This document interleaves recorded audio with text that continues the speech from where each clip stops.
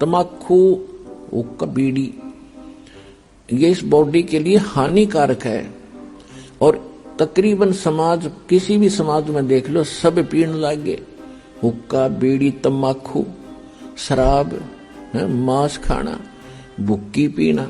तो उसके बाद फिर वो जौ का तो ऊपर जाकर जब उसको भूना जाता है, जिसने घना हुक्का पी रखा है, घनी शराब पी रखी है, वो देर तक वहां भूना जाता है कि उसमें अच्छा माल होता है इस काल का। तो वहां सबको इसलिए डाला जाता है कि जो सारे जीवन में इसने जो खाया पिया, कुछ तो बॉडी शरीर सुख सुथुल शरीर इससे ठीक रहा, शेष उसके अंदर जम जाता है और वो इतने गर्मी के बिना छूटता नहीं। वहां इनको तड़फाया जाता है, हाहाकार मच जाती है, अचेत हो जाते हैं कुछ देर के बाद, और फिर उसका समय निर्धारित है, उसके बाद उनको वहां से उठा दिया जाता है और वो जो गंध है उसका सारा नीचे चला जाता है अलग से उसके पात्र में। और ये प्राणी अपने आकर के फिर धर्मराज के दरबार में आते हैं, फिर अपने कर्मानुसार कोई पशु बनो, पक्षी बनो, मनुष्य बनो या राजा बनो, जाओ, उसका काम पूरा हुआ। तो परमात्मा कहते हैं जहां ये तपस्या पर भूनने जा रहे थे प्राणी धर्मदास, में वहां आके खड़ा हो गया। इनका बुरा हाल हो रहा था, रो रहे थे। कहीं पर तो एक परिवार के दो सदस्य वहीं भूनने जा रहे थे, वहां उनके गुरु भी साथ पटक वहीं पर भूनने जा रहे थे, ऋषि महर्षि भी वहां पर भूनने जा रहे थे। और जब मैं वहां जाकर खड़ा हुआ, एकदम उस तपस्या की जो तपत थी, जलन थी, वो एकदम शांत होगी। टुकड़ी तो गर्म जो की तू है, लपटें निकल रही हैं आग की, लेकिन उन प्राणियों को मेरी शक्ति से उस आग का कोई असर नहीं हो रहा था। तो जब उनका वो पीड़ा खत्म हुई तो एकदम बैठे शांत होकर मुझे देखा, तो परमात्मा के उस शीतल चंद्रमा जैसे शीतल चेहरे को देखकर वो सभी ये समझ गए कि शायद ये भगवान है। तो उन्होंने कहा कि हे परमात्मा, हम यहाँ पर कौन से कर्म का दंड भोग रहे हैं? तो परमेश्वर ने कहा कबीर जी ने कि बेटा, ये तुम्हारा इस लोक का दंड नहीं, ये तुमने सतलोक में गलती करी थी। अपने मूल स्थान को छोड़कर, उस सर्व सुख दायी स्थान को छोड़कर भरी थाली का ठोकर मार कर तुम यहाँ आए हो इस काल के साथ। परमात्मा ने उनको कुछ ही समय में सारी सृष्टि रचना बताई सुनाई।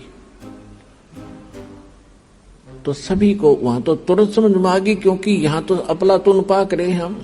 एक छोटा सा कोई जॉब हो जा, अधिकारी बन जावे, छोटी सी कोई 10-20 एकड़ जमीन हो जाए, हम सुनते ही नहीं किसी की, नौ किसी ने देखा। वहां तो सारा सपट दिख रहा था कि जिस धन को अपना मान रहे थे, जिस घर को अपना मान रहे थे, जिस परिवार को अपना मान रहे थे, वो हमारे साथ नहीं आया।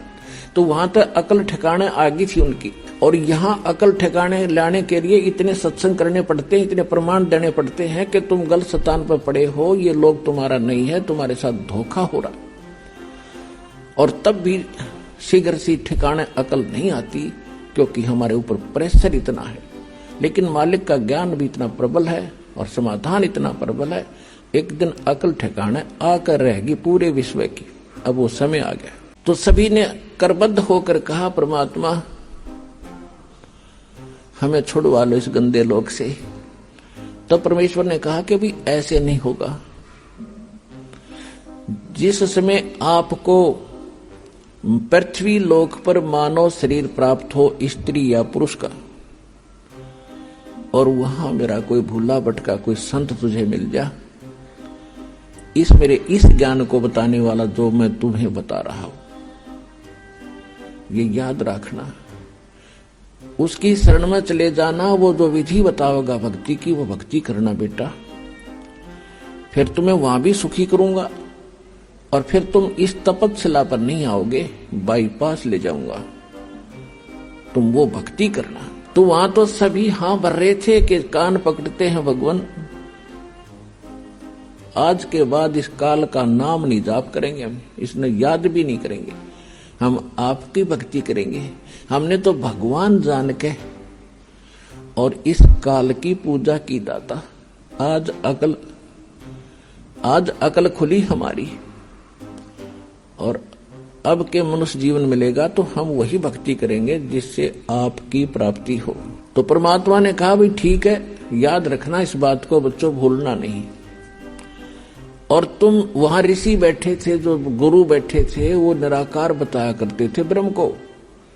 परमात्मा ने कहा कि ए मुनि जी, तुम कैसा मानते थे परमात्मा को? कि जी हमने तो ऐसा ही ज्ञान हुआ है कि वेदों में निराकार बताया गया है। वेद तो पढ़े ली ना, तुम्हें पता वेदों का, सट्टे मारे तुमने। वेद तो साकार बताते हैं, तुम्हारा अनुभव निराकार बताता है कि खोजत खोजत थक गए, अंत कहा बेचून। बेचून माने निराकार। तुमने जो जिस विधि से भगवान पाने की चेष्टा की, उससे परमात्मा नहीं मिल सकता, और इसलिए वो गलत प्रयत्न साधना करके तुमने अपना अनुभव गढ़ दिया कि भगवान निराकार, वो दिखता कोई नहीं, प्रकाश प्रकाश दिखता है। परमात्मा का प्रकाश ही देखा जाता है। अरे भले आदमी कोई कहे सूर्य तो निराकार है, सूर्य का प्रकाश देखा जा सकता है। अकल है ठिकाने तुम्हारी? सूर्य बिना फिर प्रकाश किसका? भगवान के बिना प्रकाश किसका देखा? तो कहने लगे जी हम तो बस इतनी पढ़ाई पढ़काए हैं, हमने तो निराकार मान रखा था। देखो वो आ रहा है सामने तुम्हारा निराकार भगवान, वो देखो। जब सबकी दृष्टि परमात्मा के संकेत की ओर गई तो ओछा माथा, काला शरीर, विकराल चेहरा, ये उसका वास्तविक रूप है। और उस रूप को यदि आप यहां देख ले तो कलेजा फट जा।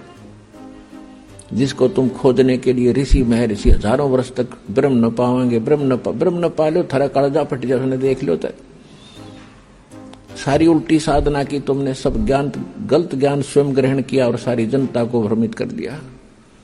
वो आ रहा तुम्हारा भगवान, और तुम्हारे से निकले इस गंध को खाएगा वो। और अब तुम जाओ यहां से।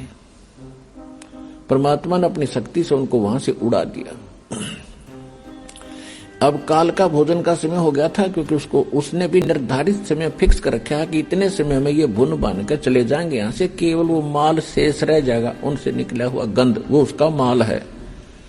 वो खाने के लिए आया तो देखा सामने एक व्यक्ति खड़ा है। अब उसने निकट आकर देखा, क्या देखा कि तो मेरा बड़ा भाई खड़ा है, जोगजीत खड़ा है। तो वहां सतलोक से जब इसको निकाला था 21 ब्रह्मांड समेत, तो परमात्मा इसी रूप में गए थे, जोगजीत रूप में। तो जब जोगजीत रूप में उसने देखा कि ये परमात्मा के निकट मेरा भाई है, उनके साथ रहता है ज्यादा, और उसका संदेश वही लेकर आता है, कोई आज्ञा क्या है ये पूछता हूं पहले इससे। तो उस ज्योत निरंजन काल ने जोगजीत से कहा कि जोगजीत तू यहां क्यों आया?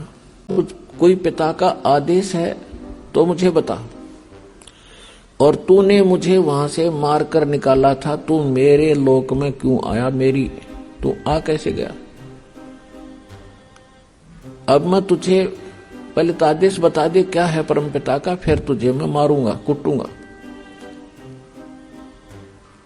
तब परमात्मा बता रहे हैं धर्मदास जी को, मैंने इससे बताया कि सुन ले आदेश परम पिता का।